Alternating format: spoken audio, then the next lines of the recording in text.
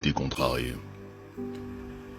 Et il arrive que lorsque la blessure est trop profonde, on a du mal à pardonner.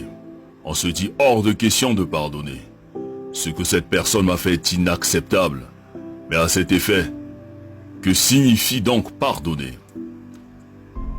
Pardonner, c'est le fait de ne pas tenir compte d'une offense qu'on t'a faite, d'une erreur, d'une faute. C'est le fait de renoncer à punir, de renoncer à se venger, de renoncer à rendre le mal par le mal. Seulement, il n'est pas facile de pardonner à une personne qui t'a fait du mal. Surtout si tu croyais en elle, que tu avais confiance en elle. Tu préfères la garder prisonnière et tu refuses de lui pardonner. Le souci est que lorsque nous refusons de pardonner, nous nous constituons nous-mêmes comme étant prisonniers. Et on commence à développer la haine, à développer l'amertume, à cultiver la jalousie et à cultiver la rancune. Et pourtant tous nous souhaitons que Dieu nous pardonne.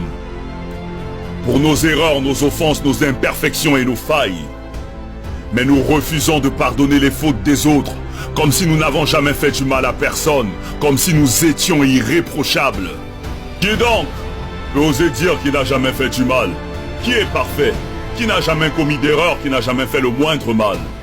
On souhaite tous que Dieu nous pardonne pour nos bêtises, mais on refuse de pardonner les fautes des autres, on refuse de leur accorder notre pardon. Et nous sommes toujours les premiers à aller à l'église, à aller à la mosquée, alors que dans nos cœurs nous avons des gens qu'on a constitués comme prisonniers. Mais jusqu'à quand allons-nous porter ces fardeaux? Jusqu'à quand allons-nous refuser de pardonner? Mais qu'est-ce qu'on gagne à détester ceux qui nous ont offensés? Parce que celui qui pardonne est celui qui a décidé d'avancer. Celui qui pardonne est celui qui a décidé de se libérer. Celui qui pardonne a fait le choix de donner un cadeau à quelqu'un même s'il ne le mérite pas. Parce que la rancune est une lourde pierre que celui qui pardonne n'a pas envie de transporter. Quand tu décides de pardonner, tu le fais d'abord pour toi-même.